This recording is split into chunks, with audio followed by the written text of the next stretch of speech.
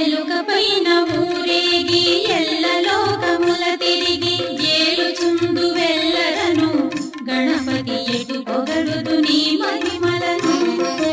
ఎలుక పైన ఊరేగి ఎల్ల లోకముల తిరిగి ఏలుచుండు వెల్లరను గణపతి ఎటు పొగడుదు నీ మహిమలను.